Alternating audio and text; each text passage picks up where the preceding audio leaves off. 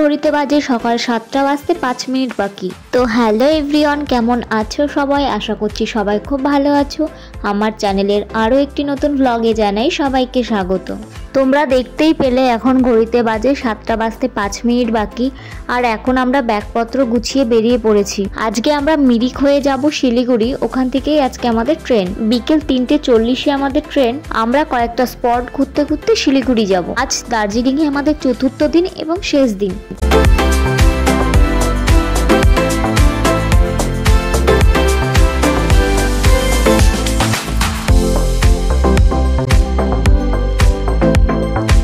চলে এসেছি আজকে আমরা আমাদের প্রথম স্পটে, পাইন ফরেস্টে। এখানে টিকিট কাউন্টার ছিল, কিন্তু আমরা যখন গেছি তখন টিকিট কাউন্টার খোলেনি, তাই বলতে পারছি না এখানকার প্রবেশ মূল্য কত। গাছগুলো দেখো কত লম্বা আর কতটা সুন্দর লাগছে চারিদিকটা দেখতে। উঁচু উঁচু গাছের ফাঁক দিয়ে সূর্যের আলো প্রবেশ করে কিন্তু দারুণ ছবি আসছিল এখানে।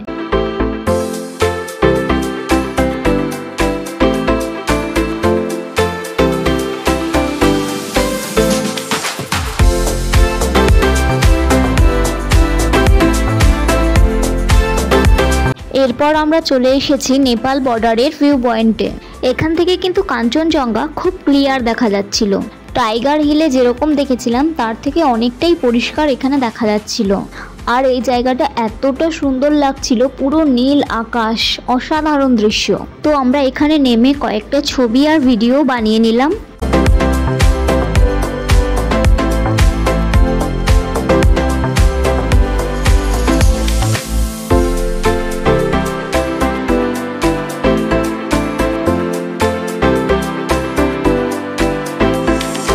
এখন আমরা চলে এসেছি আমাদের পরবর্তী স্পটে, মিরিক লেকে।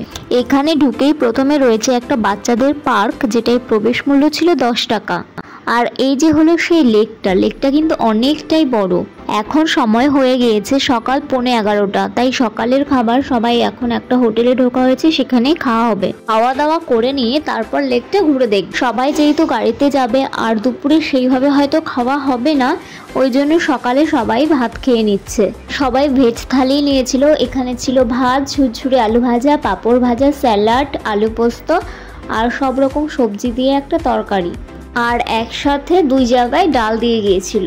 আমি ভাত খাইনি, আমি মুড়ি খেয়েছিলাম, কারণ গাড়িতে যাব আমি ভাত খেতে পারবো না। তো সবাই ভাত খেয়েছিল। খাওয়া দাওয়া করে এখন চলে এসেছি লেকটা ঘুরে দেখার জন্য। আর এখানে রয়েছে ভীষণ বড় একটা জায়গা, আর বসারও অনেক জায়গা রয়েছে। এইটা লেকের উপর দিয়ে একটা সেতু মতো করা রয়েছে। লেকের মধ্যে বোটিংয়েরও ব্যবস্থা রয়েছে। মিরিক লেকটা কিন্তু অনেকটাই বড়। এই যে পাশের রাস্তাগুলো দিয়েও হয়তো ওইদিকে যাওয়া যায়, কিন্তু আমরা যাইনি, কারণ আমাদের তাড়াতাড়ি বেরিয়ে যেতে হবে, ট্রেন ধরতে হবে। যদি রাস্তায় জ্যাম হয় তাহলে অনেকটাই লেট হয়ে যেতে পারে। এখানে ঘোড়ায় চড়ারও ব্যবস্থা ছিল, তো আমি চাপিনি, আমাদের মধ্যেই একজনা চেপেছিল। যতদূর মনে আছে মাথা পিছু 50 টাকা। তোমাদেরও একবার ক্যামেরা ধরে চারিদিকটা মিরিক লেকের দেখিয়ে দিলাম। সোজা স্টেশনে যাওয়ার পালা। তো স্টেশনে যাওয়ারই রাস্তা ধরেছি আমরা। দার্জিলিং থেকে মিরিক লেক হয়ে শিলিগুড়ি বা জলপাইগুড়ি ফেরার যে রাস্তাটা, ওই রাস্তাটা এতটাই ব্যাক, মানে যে ভালো মানুষটা কখনোই গাড়িতে বমি করে না, সেও কিন্তু বমি করতে বাধ্য।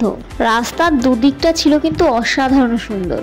তো আমরা এখন সমতলে প্রায় নেমেই এসেছি। এখন সোজা চলে যাব শিলিগুড়ি স্টেশনে, ওখান থেকেই আমাদের ট্রেন। তো যাই হোক, দার্জিলিংয়ের ব্লগ এখানেই শেষ। তো তোমাদের যদি আমার ব্লগ ভালো লাগে তাহলে চ্যানেলটি সাবস্ক্রাইব করে পাশে থেকো। আর আমরা যে প্যাকেজের মাধ্যমে গিয়েছিলাম সেভাবে যদি কেউ যেতে চাও তাহলে ডেসক্রিপশনে থাকা নাম্বারের সাথে কিন্তু কন্ট্যাক্ট করতে পারো।